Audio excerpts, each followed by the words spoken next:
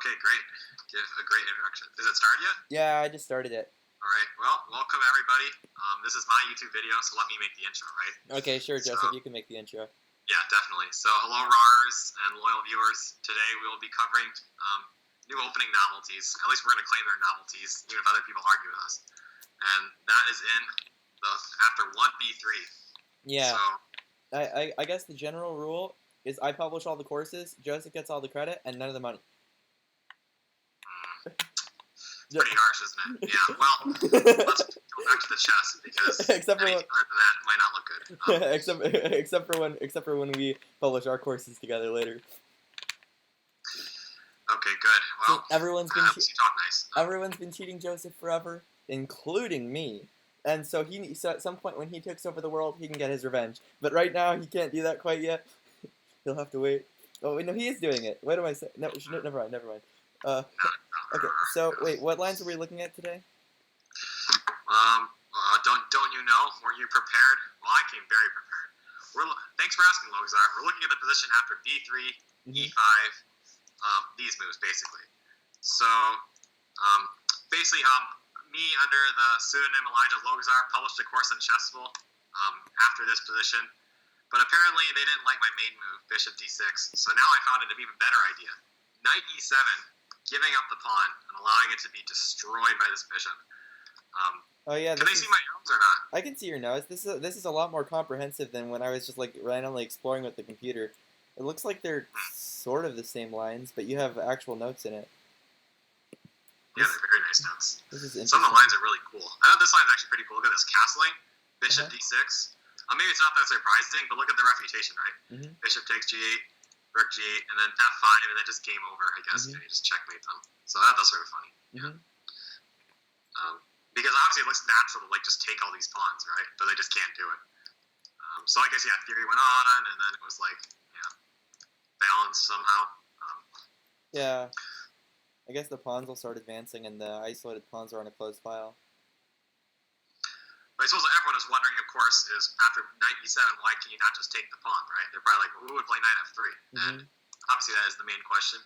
But it turns out, it's actually quite a concession for white after A6, because now white has to give the bishop pair, and after he does this, the question is where to put the bishop, right? And most people have probably made the wrong decision, although neither of them are actually that bad. But okay, I guess bishop B2 is played in most games. If you look at the database, you can open it up. I'm seeing in this lead chess database, it's played 90% of the time they play bishop b2 just to save the bishop. But then you can launch yourself at your opponent after queen g5. It's probably good that you have more comprehensive analysis this time. I thought this was practically a novelty, but then Simon Williams told me it wasn't. But yeah, it was a little unfortunate. I would have deleted that tweet, but oh well. So you can see here now in the database, there are so many moves. We, being very good content creators, covered all of them. And probably the best is after queen f3, queen g6. It's always funny to see these crazy engine suggestions, but apparently it's the best move. But okay, the main point is black has more than enough compensation with the bishop pair, and white sort of struggles, hopefully. Well, the queen's getting hit with a bunch of tempo gainers, so what do you expect? That's also a pretty good line, actually. Yeah. And you're gonna this is nice. You're gonna take pawns, and king d7 is funny, but queen g5 probably you castle queenside. Oh. Rook f8. I guess you gotta protect the rook. Okay. This is funny. The initiative is strong. Look at that. You can just g4. Just go ahead for it. Right? Wait, why bishop f6 here? What's going on? Wait, what? Okay. Castle. Look at this. And black is better. That is so crazy. Wait, you're just gonna go for this or something? Yeah, basically. Wait, this is fake better. But rook g8. Oh, hold on. This is funny. I love this. What's just this? Go knight b4. No, you're too crazy. Full compensation. Why full compensation when you could be better? Fully. Queen b2. Well, fully better. Or wait, king f2. That looks a little crazy. So. Yeah, well, nothing new there. No, I think something wrong happened. Yeah. Yeah, I think what happened is we started. So the correct move was what? Rook g8 and then knight b4. Well, that's pretty funny. I guess it's a crazy attack. Rook df8. These moves are just crazy, though. I must admit. Well, obviously, this was just looking at the engine dot moves. Yeah. But as you can see, black gets more than enough compensation against this terrible king. So yeah, I don't white even... has to it's more careful than white would expect. Like, they probably think it's really easy for them, but it definitely is not. Yeah, we're going way. We're just exploring for fun now. But if you go back You here, got the idea Queen G. Yeah, points after Queen G5 in general, black has no theoretical problems. I mean, you look at the engine already thinks black is better. And it makes sense why, right? I mean, white is just going to get a lot of trouble with his king. He plays king f1, that's obviously a concession. I mean, g3 is just, terrible, weakening all the dark squares. Yeah. And, black's already better. As you can tell, he just goes this and castles. So really, the critical line, I think white pretty much has to play bishop g3 if he wants to have any chance of an advantage. Because at least that way his bishop might help out, right? That makes sense.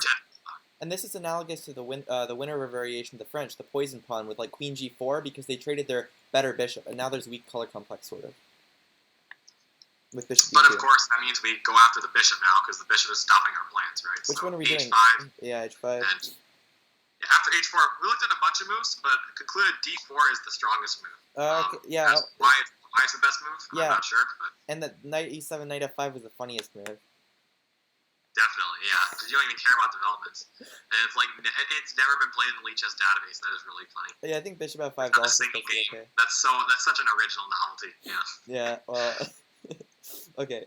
So I guess when we say the point of this is what? You're trying to go Queen D5, just gain space, stop white from playing D4. And it's funny, the compensation is actually pretty strong. I mean, even after natural moves, which white will play, I suppose, it's actually difficult. So, knight E2 is the best move.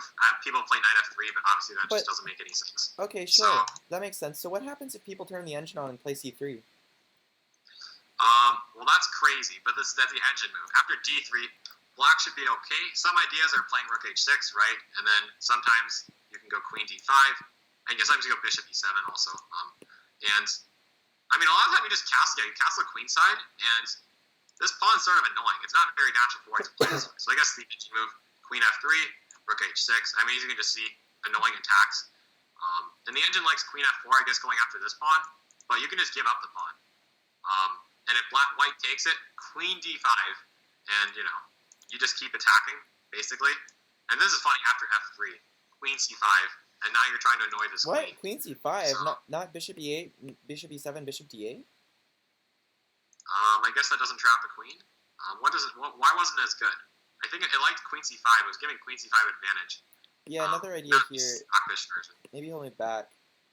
Maybe this is equal, though. Probably it is. I thought queen C5 was giving black an advantage after a while, so I just thought it seemed pretty funny. Yeah. But either way, the queen's in trouble, right? So we'll try to make it miserable.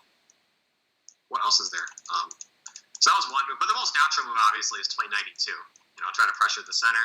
And now what black can do is just trade off a lot of pieces. So you can go bishop D6, which seems happy for white because you're trading off everything. But actually, it's not really good for white because, terrible developments. Black's can castle, and wherever white puts the king, it's dangerous. So yeah, I saw someone looked at castles once, and this may look strange to just go bishop D7, and you castle queenside and destroy white, because you go G5, and then they just get destroyed, basically. So E takes D4 is the best move, trading off everything. And after trading off everything, this is the fun part of the position. So white is up a clear pawn, right? I mean, even though we might think we have compensation, white is just up a full pawn here. We're not going to win it back. We can attack white. Bishop so this is the best E4. That's really interesting. Isn't it like the natural to me with the engine on would be to play rook H6, bishop G4, or bishop E6 castles long, and then play king F8, finding an excuse to play both the king postulate and the rook postulate. So why would you prefer not to do this? Well, me and Stockfish think alike, coincidentally. Oh yeah, sure. Okay, well, show me your ideas. My ideas was I realized after bishop G4, if I played F3 and try to attack my bishop, that in true Joseph Trulson style, I don't need to move that bishop. I castle queenside, and I don't need the bishop. I'm just going to launch myself at my opponent, who again has terrible pieces. And if they take the bishop, well, I don't even need to check him first. I'm just going to take back. Wow. And he can't castle, and my rooks are coming. And the best part is I'm going to double the rooks too. And there is no way they defend because the pieces are terribly placed. That's amazing. For example, yeah, isn't that amazing? And as it's very easy to tell with the engine at a high depth, black is winning. Yeah, it wasn't hard at all. Thank you. Okay, so what I learned then is the only way for white to have a chance is to play knight E2, attacking this queen and getting a tempo. But I play queen F6 and castle queenside anyway. Sure. That's And of course, white can castle kingside. And if white ever plays f3, you just ignore it, and attack. Wow, that's amazing. Can we go back to this other position for a moment here? I just want to quickly go through this line. So white's maybe playing g3, king f1, and then we have g5. G5, Yes. Wow, Tough luck. that's really cool. So bishop g4, knight e2, what black's idea was to sacrifice the piece again? Yeah, you never need to move that bishop. And is it because white can never move any of his pieces ever? Yeah, not even the king. Well, no, he can move the king. After queen e3 check, the engine's favorite move, king c3. Reaching our favorite thing, a drawn endgame. Yeah, or black could have kept the tension with about slightly better position, more or less. I wonder. It's probably about equal. Yeah, well, I guess you can't stop the equality for... Okay, this is getting a little bit annoying. But yeah, probably just a draw. Wait, hold on a moment here. So let's say we move here, rook e8, queen f3. Is there any improvements? Queen e5 maybe if you want to stop king f3. And after knight f4, queen... Yeah, I guess this is just a draw, huh? Well, there might be an improvement somewhere, but this is a pretty funny draw. I mean, back here, I guess you could try doing the other rook. And I think the point is that maybe if you do one of these, the pawn on h4 is undefended. But I'm not sure if that can get that to work. I mean, that probably is a tricky way of getting white go wrong, though. Wow, this is better for black because... g5? Wow. And if they take Wait, what was the point of g5? Was it just to get the rook in quicker? Oh, yeah, right. Yeah, that was the point of g5, to play rook h2, right? That's so funny. Just to get rook if they take rook h2. That's so good. That's true. Oh, wait, no, it's even better than that. Queen c3 check But first. the point is to unleash the rook. Oh, look at this combo. That is so funny. Yeah. I didn't notice that the rook was hanging at first. The first thing that came to my mind was this. Yeah, same here. Yeah. We're just true puzzle rush magicians. Yeah. Yeah, we don't notice hanging rooks. So that's pretty funny. So I guess rooks belong on closed files because you'll open them later, and flank files are better than a center file. Everyone reads Nimzovich will easily understand this. Yeah, this D file is useless. The E file is where it's meant, and that's where this rook is too. Yeah. So maybe this is actually the better option, practically speaking. I mean, it's saying white should play D3. I mean, and then you get a boring draw anyways. Well, maybe. Well, the idea behind D3 is that white wants to play King D2. Yeah, just run away. Of course. That's a pretty smart move. Yeah. Yeah, well, black is still fine. It doesn't work. No, the king is too good. Yeah, kings are powerful. Mm-hmm. They must be submitted. They must submit all you can. Wow. But what a crazy position. I mean, so as we notice here, this is just a really good line. It's completely sound. It's not like it's just some crazy thing that has any refutation. We challenge anybody to find a refutation.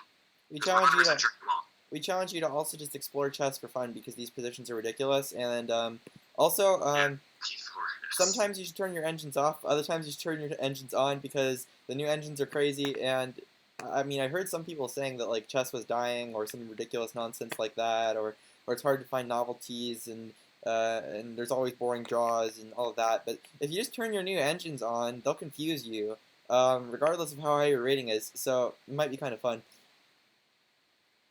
You don't have to be like the world champions. You can be like the engines. Yeah. Yeah. Oh wait, G5. Yeah, that's fun. That's fun. So. Yeah. Yeah, there's more ideas. Like I don't know, knight e7, knight f5. There's some ideas after bishop f5. The gist of it is there's just enough compensation. And this is like one of many ridiculous ideas. So maybe you too can find other ridiculous ideas. And the main lesson of the story, other than the chess, is Joseph's the best. Give him all the credit all the time. Okay. Yeah, and as I was saying, once I was telling Elijah, why would anyone play b3 as white anymore? I mean, there's just no reason to do that. Well, the main reason is I don't know, knight f3 just stops e5. So like, what are you playing for? I guess maybe people like e5 because they like accepting gambits, or I don't know, they like the main line or something. I still like the positions for black after f6. It's just that these gambits are kind of ridiculous. So not f6, I mean bishop d6. f6 there kind of might be worth looking at for fun. f4, f6 here, maybe. That sort of stuff. It still works. I have some new ideas that I'll come up with soon there. Wait, hold. Yeah. All right, Joseph. Thank you for. Sorry. I gotta leave a comment to my viewers. If you want to get bitcoins, everybody, comments. LogozRAR is okay. And I'll put the screenshot. I think right up. I'll put that right up here. And yeah, you'll be rewarded with double the bitcoins. Yeah. Oh yeah, and the first person You to can clip that out if you want. Yeah. yeah, and the first person to comment Joseph is the best gets pinned on my video. Okay. All right. Wait. Can you post the video? I gotta do that right now. All right, sure.